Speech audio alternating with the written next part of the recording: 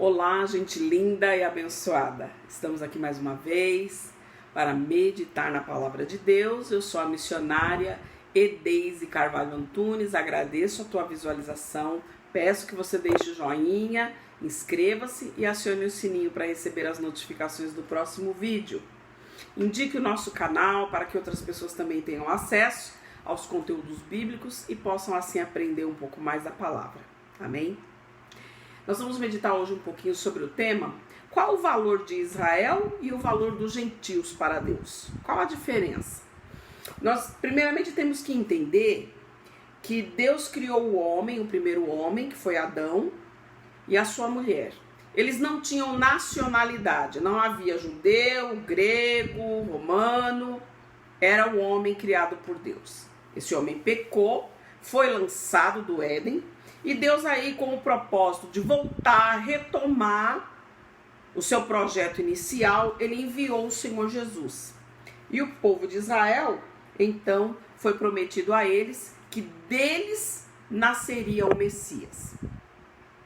Vamos ler a palavra de Deus em Gênesis 12, 1 a 3. Ora, o Senhor disse a Abraão: sai da tua terra, da tua parentela, da casa do teu pai, para a terra que eu te mostrarei. Far-te-ei uma grande nação, abençoar-te-ei e engrandecerei o teu nome, e tu serás uma bênção.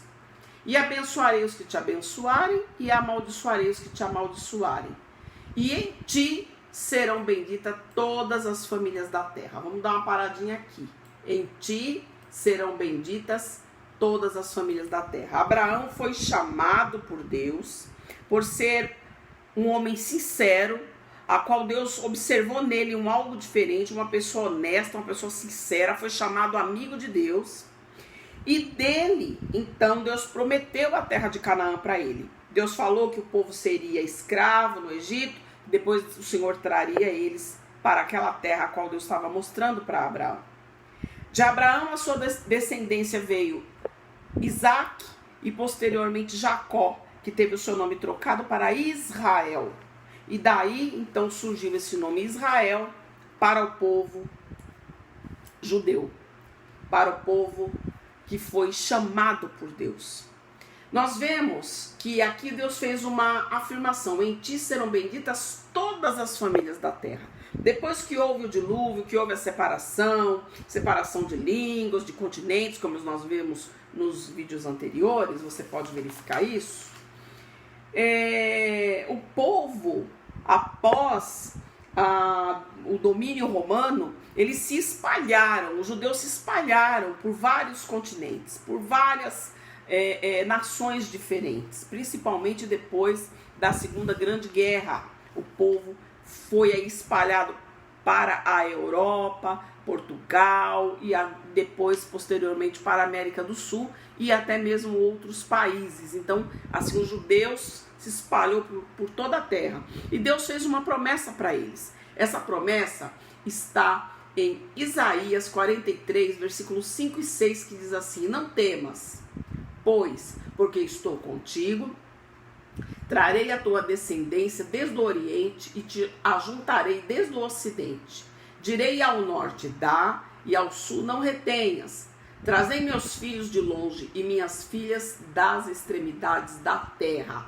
Então Deus fez uma promessa: olha, quando cumprir os 70 anos do exílio de vocês, vocês vão retornar para a terra de vocês.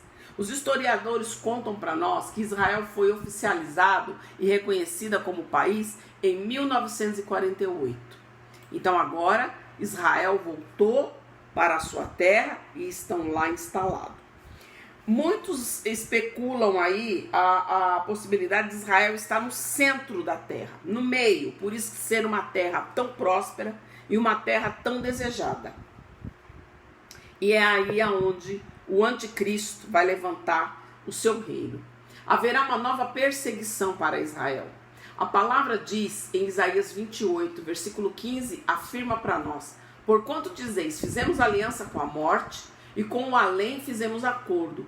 Quando passar o dilúvio do açoite, não chegará a nós, porque por nosso refúgio temos a mentira e debaixo da falsidade nós temos nos escondidos.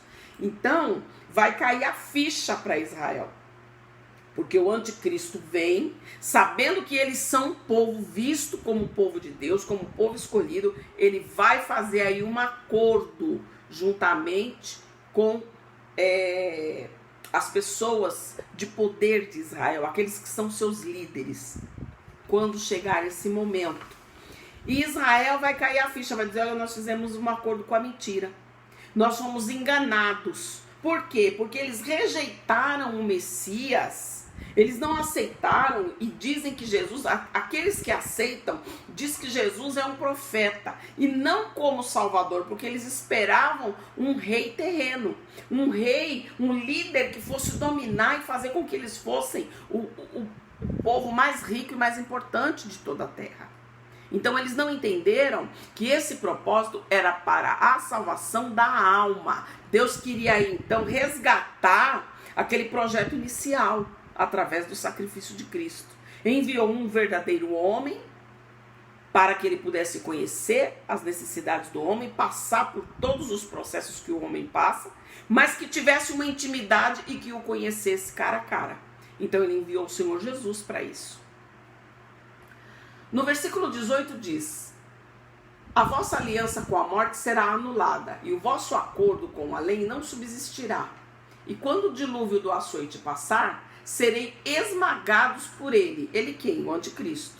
Mais tarde, por ocasião da metade do período da tribulação, esse anticristo, que no início da tribulação deu garantia de proteção a Israel, ele vai se manifestar contrário e vai perseguir o povo de Deus. Então você pode ver isso também em Mateus 24, do versículo 15 ao 22, e em Apocalipse 12, do versículo 1 ao 7. Então nós conseguimos entender quem são os judeus. Peculiar tesouro de Deus, povo escolhido, povo que recebeu as leis, as normas, um povo escolhido para que o Messias viesse através da linhagem judia. Ah, mas José não se relacionou intimamente com Maria, mas Maria era descendente da casa de Davi. Então, de qualquer forma, o Senhor Jesus nasceu no meio do povo de Deus e propositalmente ele não foi aceito. A palavra de Deus diz para nós em São João 1,11, ele veio para os que eram seus, mas os seus não o receberam. E todos quantos o receberam, deu-lhes o direito de serem chamados filhos de Deus, a saber, aqueles que creem no seu nome, que não nasceram do sangue, nem na vontade da carne, e nem da vontade do homem, mas da vontade de Deus. Então aí, quando houve essa rejeição do povo judeu, aí entra o povo gentil, entra o povo estrangeiro, que agora tem direito, através do sacrifício de Cristo, de também ter a sua salvação. Você sabe e lembra da passagem que conta para nós que Pedro teve uma visão de um lençol com vários tipos de animais, quadrúpedes e répteis e animais impuros, e ele ouviu uma voz que dizia assim: Pedro, pega, mata e come. E ele disse: não, Senhor, eu nunca comi coisa imunda nenhuma, nem coisa comum, ou seja, sem orar, ou algum animal impróprio para se comer.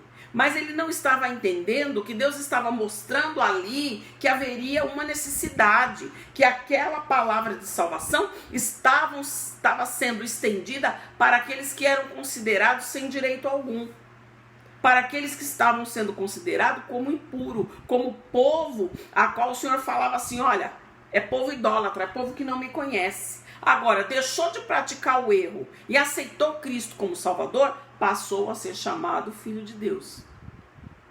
E ainda isso foi profetizado muito antes. No livro de Isaías 56, o versículo 3 a 6 diz: não fale o filho do estrangeiro que se houver unido ao Senhor, dizendo: certamente o Senhor me separará do seu povo, e nem tampouco diga o eunuco: eis que eu sou uma árvore seca. Porque assim diz o Senhor a respeito dos eunucos, daqueles que guardam os sábados e daqueles que escolhem aquilo que o agrada e abraçam a sua aliança. Também lhes darei na minha casa e dentro dos meus muros um lugar e um nome, melhor do que de filhos e de filhas, e um nome eterno darei a cada um deles que nunca se apagará.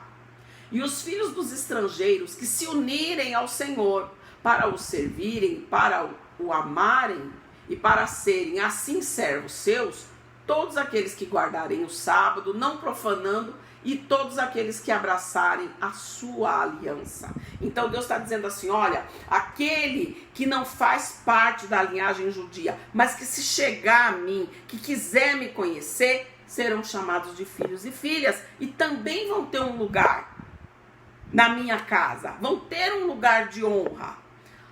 Nós vemos que nessa passagem a qual fala que Pedro teve essa visão, ele teve a visão 7 vezes consecutiva. Porque estava reafirmando para ele. Em Atos 10, do versículo 1 ao 5 diz: E havia em Cesareia um homem por nome Cornélio, centurião da corte chamada Italiana, piedoso, temente a Deus com toda a sua casa, e que fazia muitas esmolas ao povo e de contínuo orava a Deus. E quase na hora 9, viu claramente uma visão do anjo que se dirigia a ele e dizia: Cornélio, o qual, fixando os olhos nele, muito atemorizado, disse: Quem és, Senhor? E ele disse: As suas orações foram ouvidas, as tuas esmolas têm subido para a memória diante de Deus. Agora, pois, enviam homens a Jope para chamar a Simão, que tem por sobrenome Pedro. Então ele foi avisado de que Pedro já estava ciente do projeto de Deus. Falou: olha, manda lá chamar ele, porque ele vai trazer as boas novas para vocês. E ele era o quê? Da corte italiana. Ele não pertencia ao povo judeu. Então aqui nós demos uma pincelada para entender quem é o povo judeu, quem é o povo estrangeiro, o povo gentil, e que Jesus veio unir através do seu sangue, cumprindo essa palavra que foi falada para Abraão. Em ti serão benditas todas as famílias da terra. Ou seja, pai Abraão foi aquele a qual dele saiu uma semente que levantou Israel. E dessa semente, Israel, é que veio o Senhor Jesus, Salvador de toda a humanidade. Que Deus possa te abençoar grandemente, você possa meditar mais nessa palavra, examinar mais outros versículos que falam a respeito disso. E fica para ti um forte abraço da missionária Daisy. Até o próximo vídeo.